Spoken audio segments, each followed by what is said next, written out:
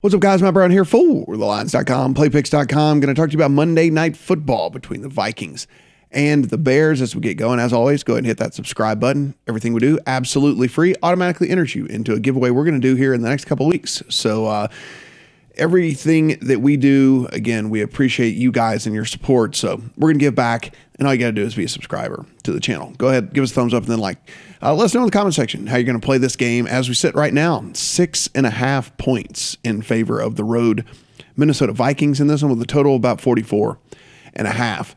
Makes a lot of sense that the Vikings would be as big a favorites as they are. Look, this thing has bounced around from about 4 up to 6.5 at this point due to what we're looking at from an injury / COVID standpoint. On the injury front, on the Viking side of things, it's only Adam Thielen that's questionable in this one for them.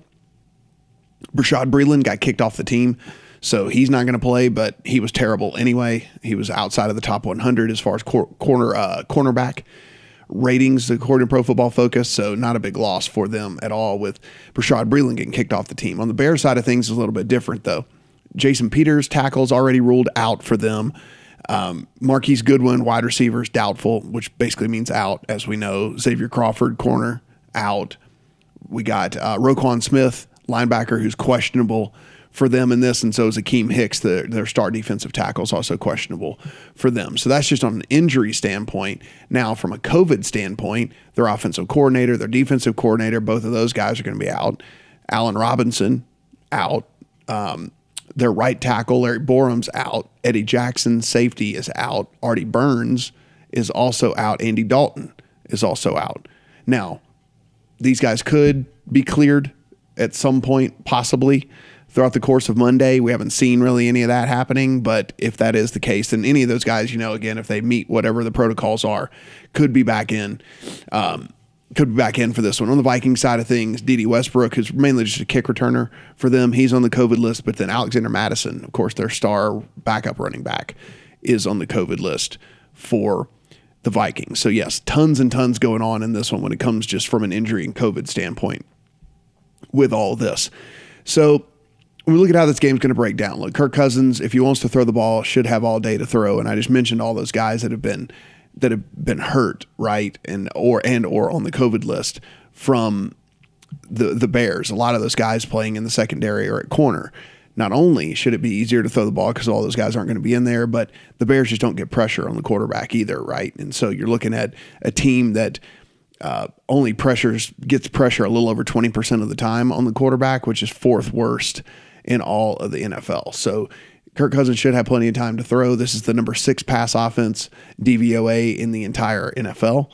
I know it seems weird, but I mean, you got to think about it. I mean, Kirk Cousins has been playing really well this year. Got one of the star receivers in the game, and Justin Jefferson to go along with what he's got with Adam Thielen as well. So I mean, it's a well-oiled machine, and I think that they'll have plenty of success moving the ball here up and down the field. The problem is just if you've bet on the Vikings this year, which I'm sure you have, you've been beating your head against the wall because these guys can't protect a lead, and it seems like they're always leaving the back door open for their opponents to come in. So it's one of the things we're going to have to figure out in this one.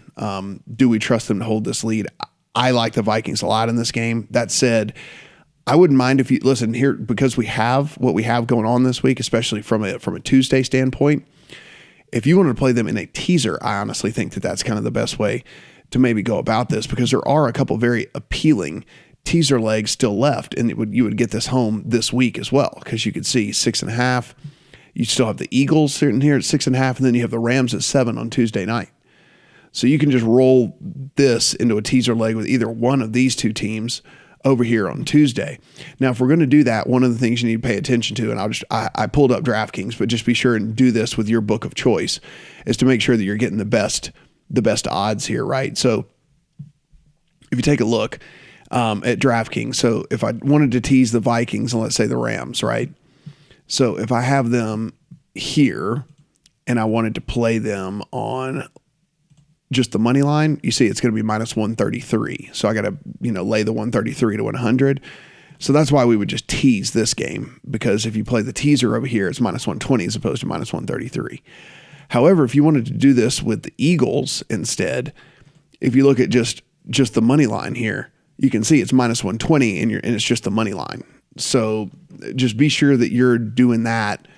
If you wanted to play teaser, it's the same price. So you might as well just take any freak, tie scenario out of it and play it on the money line. So just something you want to take a look at and make sure that, when you get to these kind of like 6.5 numbers here, that sometimes it's better to just play money line parlay than it is to play a teaser. So just do that before you put that bet in your account. But really do like the Vikings in a teaser leg this week. They're going to beat the Bears. It's just, can they beat them by a touchdown is the problem here. But you know what? The way that this week went in the NFL, who knows? Hell, maybe the Bears come out and put up 37 on the board or something like that. But I highly doubt it with the limited number of players that they're going to have out there and Justin Fields at quarterback. He just hadn't really gotten it going this year. I think he'll be fine. It's just this coaching staff's going to be out the door. They're not any good. And with that, they haven't really been called plays that have really been good for Justin Fields either. From a prop standpoint, though, let's go ahead and, if we do want to look at Justin Fields, one of the things that he has been doing here recently is he's been scrambling a lot more. So we take a look at his rushing yards. It's sitting at 37.5. He's averaging over 8 yards a scramble, right? And that's just scramble. And he'll have a couple of designed runs and stuff as well. I have a pretty healthy lean to the over here just for the fact that a couple of different reasons. One, I do believe the Vikings win this game. I do believe the Vikings can win this game pretty handily. And so he'll have to be forced to throw a ton more. And what happens when you're forced to throw a ton more, if you're dropping back a ton with a guy like Justin Fields, is, it gives chance for the pocket to collapse. It gives chances for plays to get broken up and things like that. And he just takes off running, right? Like the more he drops back, the more chance we have for this rushing yard prop. I know it seems counterintuitive, but the more he drops back, the more chance we have for this rushing yard prop to actually get through, because broken plays equals scrambles, and scrambles, for at least for Justin Fields so far, have equaled, a little bit over 8 yards a clip. So really do like him on the over on that standpoint. And then the other thing here is with Madison out, right? Dalvin Cook is just going to get fed in this game. Now, if you wanted to play it just straight rushing yards, I think that's fine. Or if you want to play rushing receiving combo on the over, I think that's fine as well. He's going to get his in this game for sure. Excuse me. And so definitely like Madison for sure on the overs in this game as well. So something to pay attention to, because again, without Madison in there, he's going to get 95% of the running back touches in this game, if not more. So really do like Dalvin Cook in this as well. I like the Vikings. I had them earlier on the week at 3.5. So that number's way gone. So it's pointless, not worth talking about. If I had to play it one way or another straight up, I'd still lay it with them, despite the fact they hadn't been able to hold a lead all year long. I understand that. I'd still lay it with them. Chicago is going to have nobody out on the field. There's no playmakers whatsoever. So really do. That said, if you don't want to go that route, as we showed about the teaser legs, I think that's really, really good with Minnesota as well. And this one, total seems fine. Not going to mess with it. Just playing a side or a teaser leg there in this one. Again, guys, everything we do, absolutely free here. So really do appreciate the support. Go ahead, hit that subscribe button, give us a thumbs up, and let us know in the comment section how you're going to play this game. Is there any other props that stand out, anything that we missed? Let us know, and good luck on all your bets here on Monday night.